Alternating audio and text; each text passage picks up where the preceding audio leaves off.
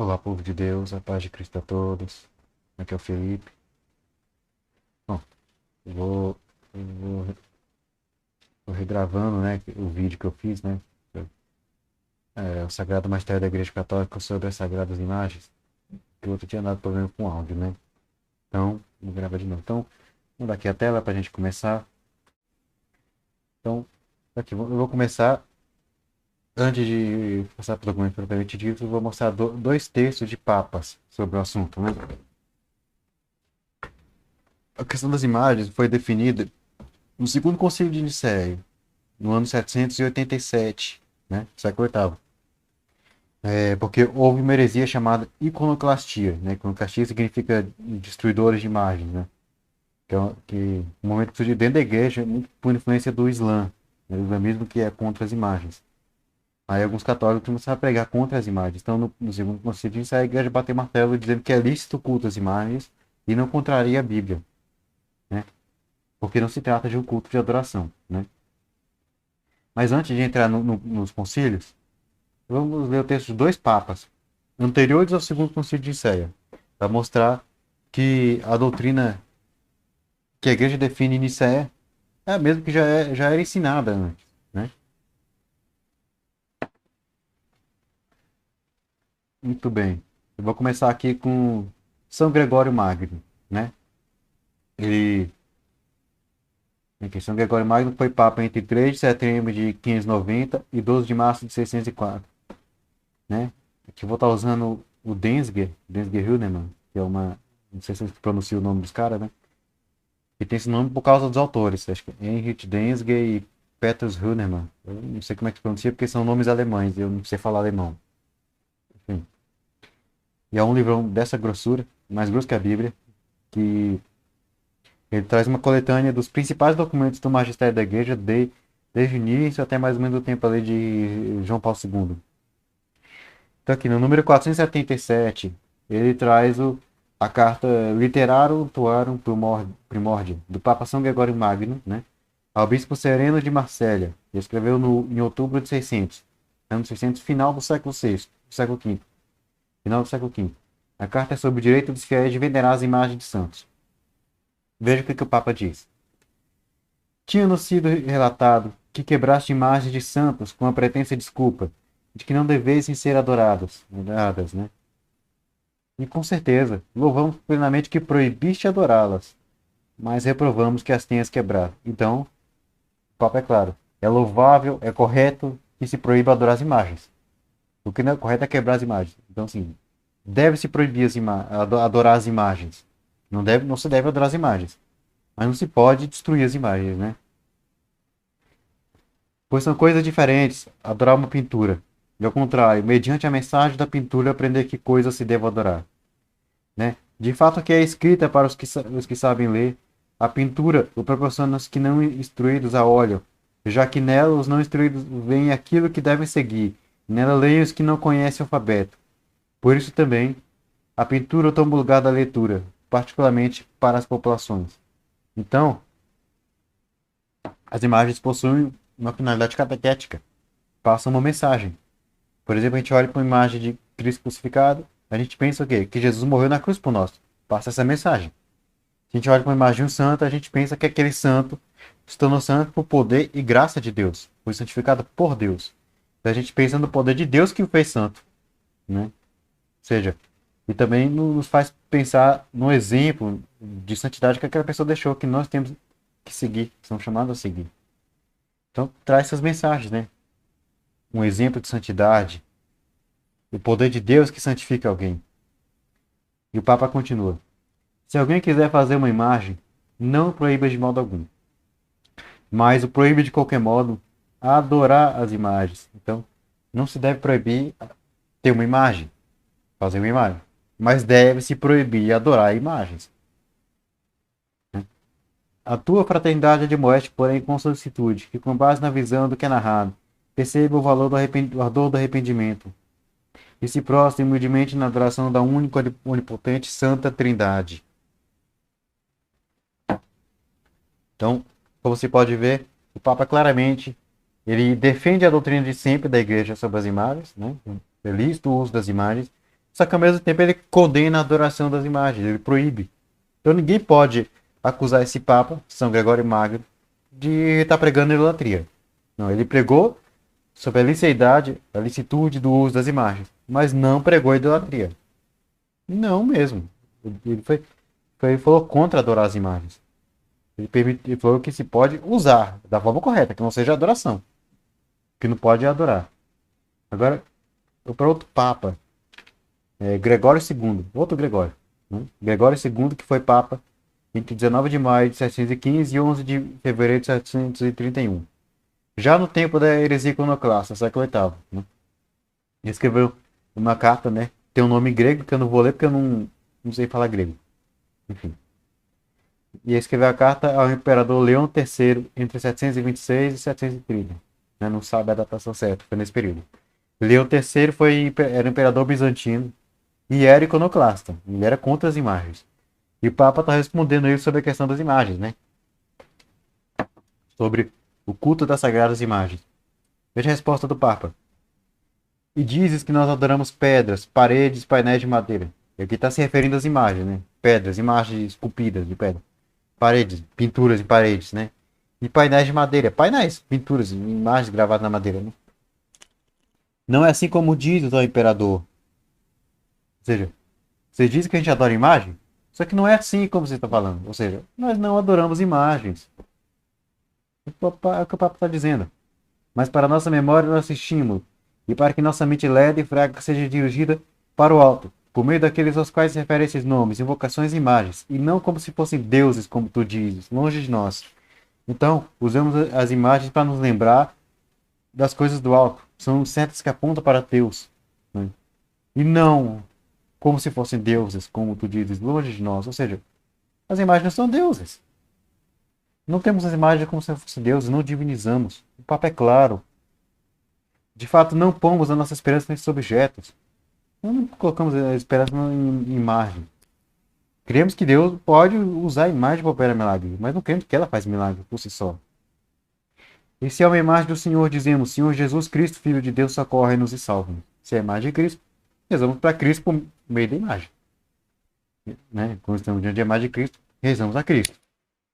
Se é da sua Santa Mãe, dizemos: Santa Mãe de Deus, Mãe do Senhor, intercede junto ao teu Filho, nosso verdadeiro Deus, para a salvação das nossas almas. O verdadeiro Deus é Jesus Cristo.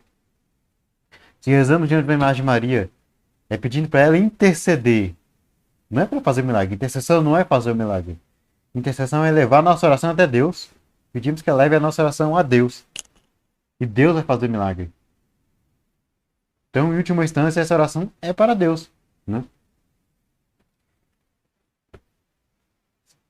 Se é do Marte, dizemos: Ó Santo Estevão, protomarte. Aqui está citando Estevão como um exemplo de Marte. Né? Tu que derramaste o sangue pelo Cristo, com tua liberdade de falar, intercede por nós. É a mesma coisa quando rezamos diante da imagem de um santo.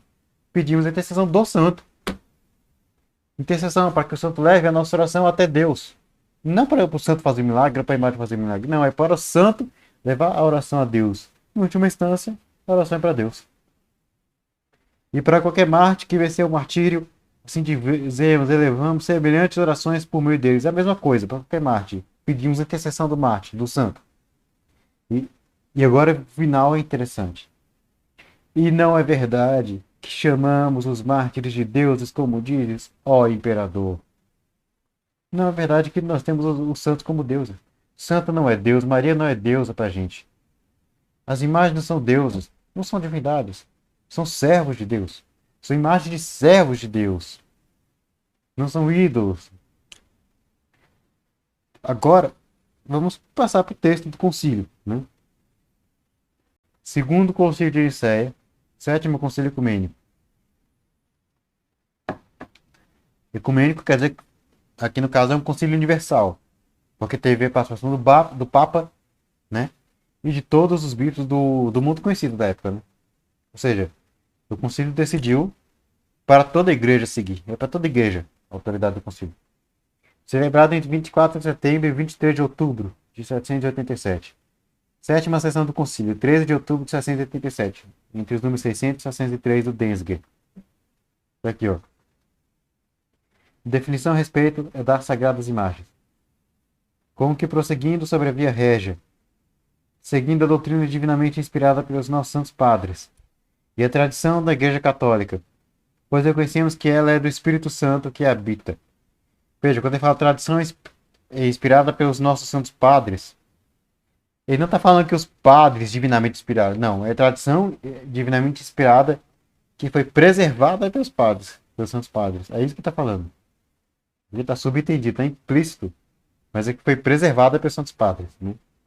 Nós definimos, com todo rigor e cuidado, definição solene da igreja, que a semelhança da figura da cruz preciosa e vivificante, assim as venerando as santas imagens pintadas, quer em mosaico ou em qualquer outro material adequado, devem ser expostas nas santas igrejas de Deus, sobre sagrados utensílios e paramentos, sobre as paredes e painéis, nas casas e nas ruas, tanto a imagem do Senhor Deus e Salvador, nosso Senhor Jesus Cristo, como a da Imaculada Nossa Senhora, a Santa Deípa, Deípa é Mãe de Deus, dos venerandos anjos e de todos os santos e justos.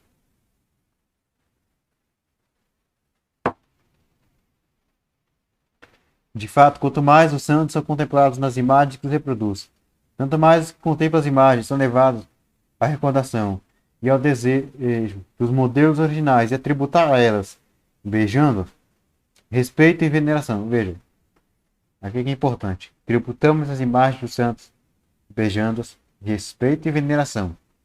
Não, vírgula, é claro, vírgula, a verdadeira adoração própria de nossa fé, reservada só à natureza divina. Então veja, prestamos honra e veneração às imagens, e não adoração, porque o conselho é claro. A adoração é só a natureza divina, é só para Deus. Não se adora o que não é Deus. Mas como se faz para a representação da cruz preciosa e vivificante, para os santos evangelhos e para os outros os objetos sagrados, honramos com oferta de incenso e luzes segundo o piedoso uso dos antigos. Então, honramos as imagens do mesmo jeito que a gente honra a cruz, os santos evangelhos, né, e a Bíblia Sagrada e outros objetos sagrados. Pois a honra prestada à imagem passa para o modelo original, e quem venera a imagem venera a pessoa de que nela é reproduzida. Assim se reforça o ensinamento dos nossos santos padres, ou seja, a tradição da Igreja Universal, que de um extremo ao outro da terra acolhe o Evangelho. Assim nos tornamos seguidores de Paulo que falou em Cristo, do Divino Colégio Apostólico e dos Santos Padres. Veja, quando fala Divino Colégio Apostólico, não é porque o Colégio Apostólico é divino, porque eles são deuses, os apóstolos são deuses. Não. É Divino Colégio Apostólico no sentido que é o Colégio Apostólico de Deus, que foi instituído por Deus, nesse sentido. Mantendo as tradições que temos recebido. Assim podemos cantar para a igreja os hinos triunfais à maneira do profeta. Alegra-te, filha de Sião. Exulta, filha de Jerusalém. Goza e regozija-te com todo o coração. O Senhor tirou de teu meio as iniquidades dos teus adversários. Foste libertado das mãos dos seus inimigos. Deus é rei no teu meio. Não mais verás o mal. E paz contigo para sempre. Aqueles, pois, que ousam pensar em ensinar diversamente do que foi definido nesse concílio, né? Ou seguindo os ímpios hereges, violar as tradições da igreja, ou inventar novidades, ou repelir alguma coisa do que foi confiado à igreja, como o livro do Evangelho, a imagem da cruz, uma imagem pintada, ou uma santa relíquia de um santo mártir, o que ousam transtornar, com astúcia e engodo, algo das legítimas tradições da Igreja Universal, ou usar para fins profanos os vasos sagrados ou as mosteiras santificadas. Nós quem? O Papa e os bispos conciliares, decretamos que, se bispos ou clérigos sejam depostos, se monges ou leigos sejam excluídos da comunhão. Então essa penalidade é também para quem pensar ou ensinar diferente do que o Conselho definiu, né, do que o Conselho decidiu sobre as imagens. E a penalidade é, se for bispo ou clérigo, né? Bispo, padre ou diácono, sacramento da ordem, seja deposto, ou seja, seria pena de demissão do estado clerical. E se for leigo, seja excluído da comunhão, ou seja excomungado. E eu vou mostrar o texto do Concílio de Trento agora, que no Concílio de Trento declarou anátema, excomunhão, para qualquer um que não aceitar o que foi definido nesse concílio. Vamos agora para o Concílio de Trento, né? O Concílio de Trento foi realizado entre 1546 e 1563. Eu vou ler o decreto sobre a invocação, a veneração e as relíquias dos santos e sobre as imagens sagradas. Né? 25ª sessão do Concílio de Trento, dia 3 de dezembro de 1563. Vou ler só a parte que diz respeito às imagens, né? A partir do número 1823 até 1825, do Denzger. Diz assim: além disso, deve-se conceder a devida honra e veneração às imagens de Cristo, da Virgem Deípara, Mãe de Deus, e dos outros santos, a serem tidas e conservadas principalmente nos templos. Isso o quê? A honra e veneração deve ser dada, não por crer que lhe seja inerente a alguma divindade ou poder que justifique tal ato, ou porque se deva pedir alguma coisa dessas imagens ou depositar confiança nelas como antigamente faziam os pagãos que punham sua esperança nos ídolos. Veja, conselho claro, não, não é a crença de que existe alguma divindade ou poder nas imagens que justifica o culto que prestamos às imagens. Por quê? Porque nós não cremos que há divindade nas imagens. Não cremos que a imagem por si só faz milagres. Cremos que Deus pode se utilizar de uma imagem para fazer milagre. Porque Deus é onipotente, ele faz milagre do jeito que ele quiser. Se ele quiser usar uma imagem, ele usa. Isso é diferente de acreditar que a imagem por si só realiza milagre. São coisas distintas. E também, nós não colocamos a esperança nas imagens, não pedimos para as imagens fazer milagre como os pagãos. Porque, como eu disse, não cremos que as imagens fazem milagres. Cremos que Deus opera por meio das imagens. Então, não pedimos para a imagem em si operar milagre. Né? Os pagãos pediam para as imagens em si operar milagre, porque eles acreditavam que a própria imagem em si iria conceder milagre. Né? Os pagãos acreditavam. Não é o que nós queremos. Entendeu? Nós não fazemos como os pagãos faziam. Seguindo. Mas porque a honra prestada a elas se refere aos protótipos que elas representam, de modo que por meio das imagens que beijamos, diante das quais nos descobrimos e prostramos, adoramos a Cristo. Adoramos a Cristo. E veneramos os santos, distinguindo a adoração e veneração. São coisas distintas para a fé católica, adorar e venerar. Entendeu? No catolicismo, adoração e veneração têm sentidos distintos. Então não adianta vir com esse negócio que adorar e venerar é a mesma coisa. No catolicismo, tem sentidos distintos. Né? E veja,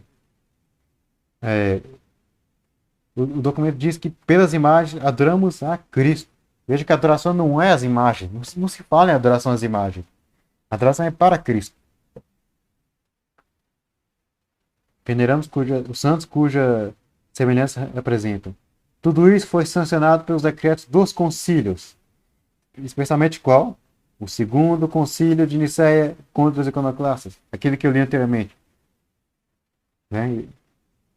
Os bispos ensinam diligentemente e por meio das histórias referentes aos mistérios da nossa redenção, expressas em pinturas ou de outros modos, o povo é instruído e confirmado na comemoração e nascida contemplação dos artigos de fé, né? O propósito catequético, a finalidade catequética das imagens, né? E que de todas as sagradas imagens tira grande fruto, não só porque o povo recorda os benefícios e os dons que lhe foram conferidos por Cristo, mas também porque entra pelos olhos dos fiéis os milagres e os exemplos salutares de Deus, por intermédio dos santos, para que agradeçam a Deus por eles e modelem a vida e os costumes e a imitação dos santos e ser incentivado a adorar e amar a Deus e a cultivar a piedade. Então, as imagens servem para fazer para que os fiéis recordem os benefícios, os dons, as graças que receberam de Cristo, não da imagem, de Cristo por meio dos santos. Queremos por mais de um santo e pensamos que o santo se tornou santo por poder e graça de Deus. É Cristo que santifica, é Cristo que faz milagre por meio do santo, né? E vai dizer, e entra pelos olhos dos santos, né? Entra pelos olhos dos fiéis os milagres e os exemplos naturais de Deus por intermédio do santo. Então, doutrina católica, é Deus que opera por meio dos santos. Nós não cremos que o santo por si só faz milagre. Quando há um milagre por intercessão do santo, pela relíquia de um santo ou por uma imagem de um santo, é Deus que opera por meio do santo, mas é Deus que opera porque Deus é onipotente. Ele faz milagre do jeito que ele quiser. Se ele quiser fazer por meio da imagem de um santo, ele faz. E isso é para que os fiéis agradeçam a Deus por eles. Ou seja, pelos milagres que receberam por intermédio dos santos. Os fiéis têm que agradecer a Deus. E por isso, procurar viver de acordo com o exemplo dos santos. E os fiéis têm que ser pelas imagens, por meio das imagens, ser incentivados a adorar e amar a Deus. A adoração é só a Deus. Se alguém ensinar ou crer coisas contrárias a estes decretos, quais decretos? Este e os outros decretos dos outros concílios que tratados desse assunto. Houve outros concílios, além desses dois. Né? Nicéia II e Trento. Houve outros concílios regionais. Então, eu coloquei aqui os principais, né? O plural diz que não é só esse decreto, dos outros concílios também. E o que o concílio declara? Seja anátema. Então, quem não aceita o que esse concílio e os outros definiram sobre as imagens, anátema, excomungado, não faz parte da igreja. Quem não aceita a doutrina católica sobre as imagens, não é católico. Se nessas práticas santas salutares, né, o uso das imagens, se tiverem difundido abusos, o Santo Sínodo deseja ardentemente eliminá-los, de modo que não sejam erigidas imagens que favoreçam doutrinas errôneas, e para as pessoas simples seria ocasião de algum erro perigoso. Então deve-se afastar qualquer doutrina errada a respeito das imagens. Se eventualmente forem expressas figuradas histórias narrativas na Sagrada Escritura, como convém ao povo instruído, ensine-se que nem por isso representa a divindade. Ou seja, deve ser ensinado que as imagens não representam a divindade. Não é Deus. Como se esta pudesse ser vista com os olhos do corpo, ou expressa em cores ou figuras. A divindade não é expressa, não pode ser expressa nas imagens. A imagem não é divindade, nenhuma imagem é divindade. Na invocação dos santos, na veneração das relíquias e no uso sagrado das imagens, afaste qualquer superstição, qualquer crença errada. Elimine-se toda torpe ganância. Evite-se, enfim, toda sensualidade. Para mais fiel observância dessas normas, o Santo Sínodo estabeleceu que ninguém é lícito colocar ou fazer colocar em lugar nenhum nenhuma imagem sólica, ou seja, uma imagem que não é católica, sem a prévia aprovação do bispo. Tampouco admita-se novos milagres ou recebam-se novas relíquias, senão com a aprovação do bispo. Então, está claro o que a igreja decidiu nos concílios sobre as imagens. Né? Agora, eu vou ler um trecho do Catecismo Romano, o Catecismo do Concílio de Trento, né? Feito conforme as definições de Trento. Né? E colocando tudo que a igreja definiu até o momento, tinha definido até o momento. Veio de 1566.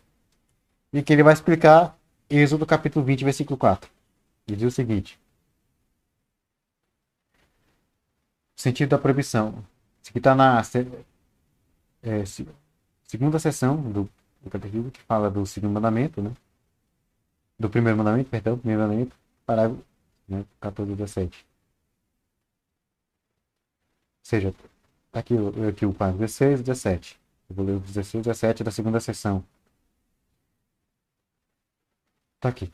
Seguem-se as palavras. Não farás para ti imagem esculpida, nem figura alguma do que é em cima no céu, nem do que existe embaixo na terra, nem das coisas existentes nas árvores abaixo do nível da terra.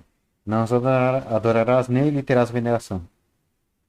Aqui, um catecismo católico, citando a proibição das imagens. Êxodo capítulo 20, versículo 4. Para quem fala que a igreja esconde isso dos fiéis, né? Está aqui. Muitos viam nessas palavras o segundo mandamento e achavam que as duas últimas prescrições constituíam um só preceito. Essas palavras disse aqui, ó, a proibição de imagens. Santo Agostinho, porém, separou as últimas cláusulas em dois preceitos distintos. Né? As últimas cláusulas que está falando é não cobiçar a mulher do próximo e não cobiçar as coisas alheias. Incluiu em um só preceito as palavras acima transcritas, a proibição das imagens e a proibição de Deus e de outros deuses, que ele cita um pouco mais para cima, né? Um pouco cita antes. De bom grado, seguimos a opinião que se tornou predominante na igreja. Então a igreja aceitou a divisão de Santo Agostinho. Podemos, aliás, alcançar a razão própria e verdadeira dessa distinção. E dissemos que convinha incluir-se já no primeiro mandamento o prêmio e castigo aplicável em todo e qualquer preceito. Entretanto, não se vai julgar que este preceito proíbe simplesmente a arte de pintar, plasmar e esculpir, pois na Sagrada Escritura lemos que, por ordem de Deus, foram feitas imagens de querubins, né, os querubins da arca, e a da serpente de bronze. Por conseguinte, só nos resta uma interpretação. Proibiram essas imagens, para que tais representações, sendo adoradas quase como deuses, não prejudicassem o verdadeiro culto que serve a Deus. Então as imagens foram, doutrina católica, as imagens foram proibidas para que o culto às imagens, as imagens, não prejudicassem o culto a Deus, ou seja, Foi proibido as imagens para que não se prestasse adoração, culto de adoração às imagens. O que é proibido é culto, é prestar culto de adoração às imagens.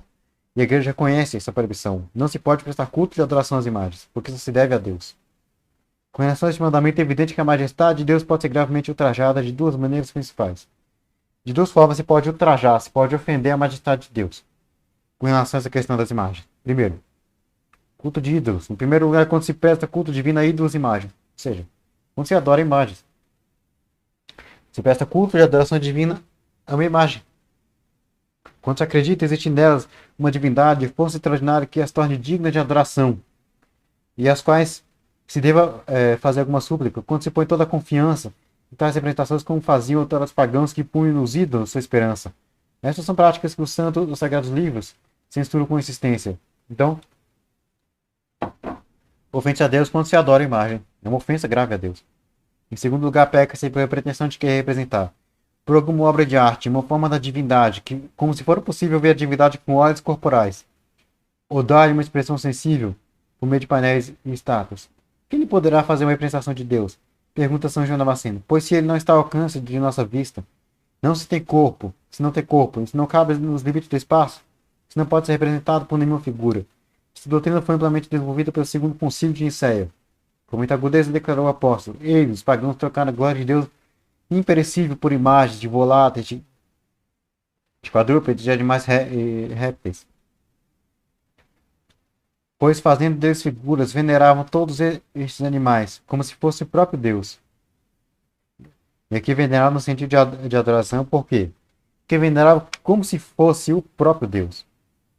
Por isso são chamados idólatras os israelitas que gritavam diante da imagem do bezerro: eis a Israel teus deuses, que te salvaram da terra do Egito, pois trocaram a sua glória pela imagem do bezerro que come feno. Então, o que foi proibido? Imagem. Para adoração. Não todo tipo de imagem.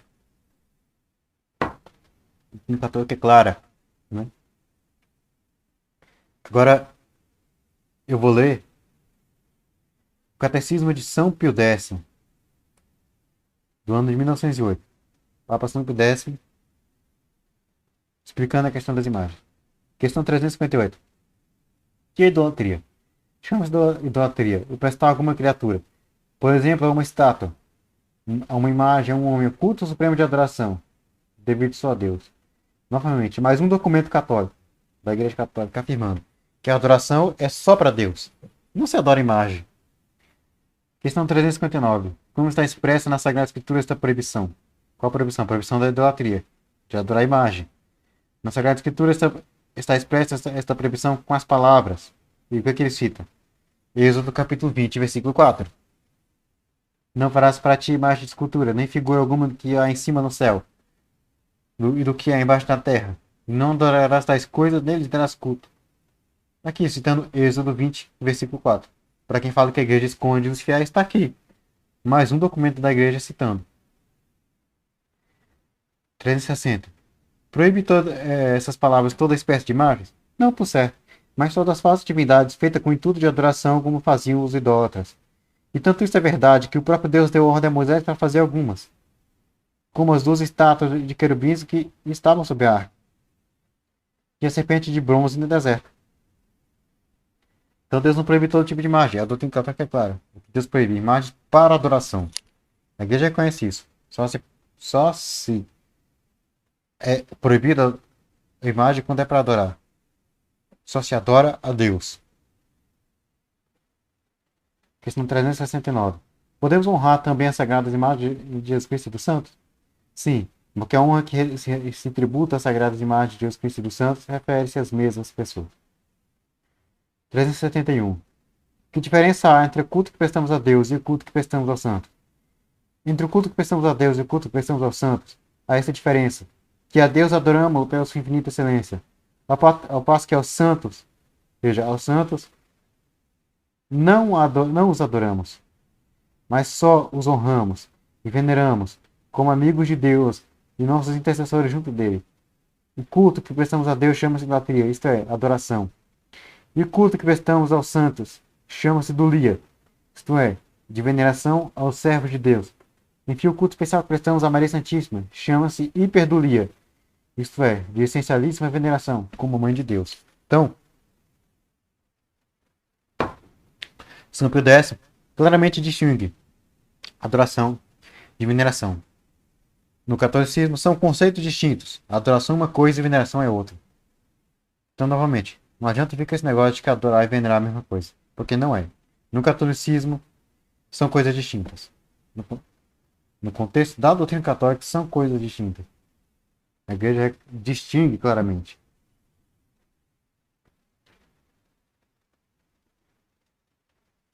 Agora eu vou para o atual catecismo da Igreja Católica. Catecismo promulgado pelo Papa João Paulo II. Primeiro eu vou ver aqui a parte que fala sobre o pecado da idolatria, né? Parágrafo 2112 a 2114. Diz assim: o primeiro mandamento condena o politeísmo. Mandamento de não ter outros deuses, né? Que está falando. Exige do homem que não acredite em outros deuses além de Deus, que não venera a divindade ainda única, e que venerar no sentido de adorar, porque ele fala venerar outras divindades. Ele está falando de veneração a divindades. Então, venerar a divindade aqui é no sentido de adorar. Não venera outra divindade ainda única. Ou seja, não tem outros deuses. Não adora outros deuses. Aqui, nesse caso específico, é no sentido de adoração. Mas quando se trata das imagens e dos santos de Maria, a igreja claramente distingue a veneração da adoração. Fica claro, a igreja distingue quando se trata de Maria, dos santos e das imagens. Então, a igreja coloca a exigência que o homem só acredite em um único Deus. O católico só crê em um único Deus. Só pode crer em um único Deus. Inclusive, no vídeo passado eu mostrei, no Concílio Vaticano I, na Constituição Dogmática de Filhos, que declarou como dogma de fé o monoteísmo. Só existe um Deus. Que declarou que se alguém crer que existe outro Deus, seja anátema. Então, católico não pode crer que é outro Deus. Não pode divinizar o que não é Deus. A Sagrada Escritura está constantemente a lembrar esta rejeição dos ídolos, ouro e prata, obra das mãos do homem. Que tem boca e não fala, tem olhos e não vê. Esses ídolos tornam vão o homem. Seja com eles os que os fazem, e quantos põem nele a sua confiança. Deus, pelo contrário, é o Deus vivo, que faz viver e intervém na história. A idolatria não diz respeito apenas aos falsos cultos do paganismo. Continua a ser uma tentação constante para a fé. Ela consiste em divinizar o que não é Deus. A idolatria desde o momento em que o homem honra e reverencia o Criador no lugar de Deus. E veja, honra e reverencia o Criador no lugar de Deus. Não é o fato de honrar e reverenciar a criatura pura e simplesmente. É honrar e reverenciar a criatura no lugar de Deus. Então é colocar a criatura no lugar de Deus. É pôr no lugar de Deus. É fazer a criatura um ídolo. É adorar. É adoração. É pôr a criatura no lugar de Deus.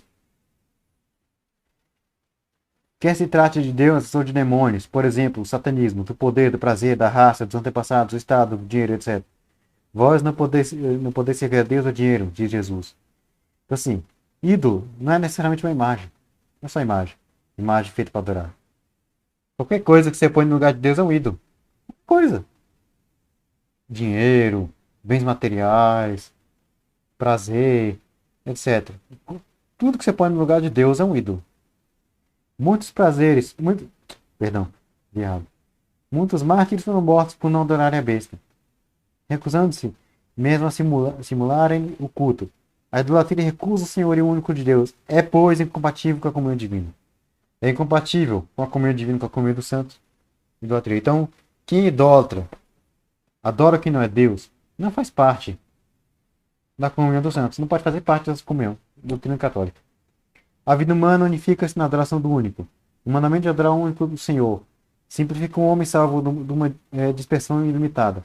A idolatria é uma perversão do sentido religioso inato do homem. Idólatra é aquele que refere a sua indestrutível noção de Deus, seja ao que for, que não só a Deus. Então a igreja condena claramente, expressamente, como pecado grave de idolatria. Ter como Deus qualquer coisa que não é Deus. Pode ser uma imagem, pode ser Maria, santo, tudo que não é Deus. Ter como Deus, para a igreja católica, é pecado grave de idolatria. Agora, a gente fala especificamente das imagens. Né? Parágrafo 2129 até 2132. Não farás para ti nenhuma imagem esculpida. Citando Êxodo capítulo 20, versículo 4. Aqui fala que a igreja esconde dos fiéis, está aqui, né? Todos os catecismos que eu citei citam Êxodo capítulo 20, versículo 4, né? A igreja não esconde isso dos fiéis. Parágrafo 2129. Esta imposição, qual? Isso aqui, ó. Não farás para ti nenhuma imagem esculpida. Esta imposição divina comportava a interdição de qualquer representação de Deus feita pela mão do homem. O Deuteronômio explica: tomai muito cuidado convosco, pois não vistes imagem alguma no dia que o Senhor vos falou no Horebe no meio do fogo. Portanto, não vos deixeis corromper, fabricando para vós imagem esculpida, do que quer que seja. Quem se revelou a Israel foi o Deus absolutamente transcendente. Ele é tudo, mas ao mesmo tempo está acima de todas as suas obras. Ele é a própria fonte de toda beleza criada. Veja, Deus está acima de toda a sua obra. Deus está acima de tudo. De Maria, dos santos, da criação, de nós, de tudo. Nada pode ser colocado no lugar de Deus ou acima de Deus. Isso é doutrina católica, gente. É o magistério da igreja. O católico tem que acreditar nisso. É o que o católico verdadeiro crê. No entanto, já no Antigo Testamento, Deus ordenou ou permitiu a instituição de imagens que conduziriam simbolicamente a salvação pelo Verbo encarnado. Por exemplo, a serpente de bronze, a arca da aliança e os querubins. Né? Com base no mistério do Verbo encarnado, do Sétimo Concílio Ecumênico de Nicéia, ano 787, justificou contra os iconoclastas o culto dos ícones de Cristo e também dos da Mãe de Deus, dos anjos de todos os santos, encarnando o Filho de Deus, inaugurou uma nova economia das imagens. E é o seguinte: antes de Cristo, Deus era o Deus invisível, não tinha rosto. Só que em Cristo, Deus se fez visível. Ele é o Verbo encarnado. João, no seu prólogo, João capítulo 1, versículos 1 e versículo 14, ele diz: no princípio era o Verbo estava com Deus, e o Verbo era Deus, e o Verbo se fez carne e habitou entre nós. Jesus Cristo é Deus que se fez carne. Né? Ele é o verdadeiro Deus. O Deus que outrora era invisível, em Cristo torna-se visível. Por isso, a igreja reconheceu, ensina que Cristo inaugurou uma nova economia das imagens, com o mistério do Verbo encarnado, da encarnação. Inaugurou-se uma nova economia das imagens. Porque Deus fez imagem. Deus que não era visível, não tinha uma imagem, se fez visível. Tanto que São Paulo, em Colossenses capítulo 1, versículo 15, vai dizer que Cristo é a imagem visível do Deus invisível. Ele é a imagem de Deus. O culto cristão das imagens não é contrário ao primeiro mandamento que proíbe os ídolos. Com efeito, a honra prestada a uma imagem remonta ao modelo original e que venera uma imagem venera nela a pessoa representada. A honra prestada às santas imagens é uma veneração respeitosa e não uma adoração que só compete a Deus. Mais uma vez, adoração na doutrina católica é só para Deus, não é para a imagem. O culto da religião não se dirige às imagens em si, como realidades, mas olha sobre o seu aspecto próprio de imagens que nos conduzem ao Deus encarnado. Ora, o movimento que se dirige à imagem, quanto tal, não se detém nela, mas orienta-se para a realidade de aquela imagem. Esse aqui é um texto de Santo Tomás de Aquino, que está na Suma Teológica. E como está aqui, é porque isso aqui representa a doutrina da igreja. Tá? É a doutrina da igreja, né? Em qualquer movimento que você faz, qualquer gesto que você faz uma imagem, seja uma prostração, um beijo, um abraço, qualquer coisa que você faz para a imagem, ele não para na imagem. Ele tende para a realidade que a imagem representa, para a pessoa que é representada na imagem. A imagem é apenas o meio. O fim de toda reverência feita à imagem do santo é o santo representado na imagem.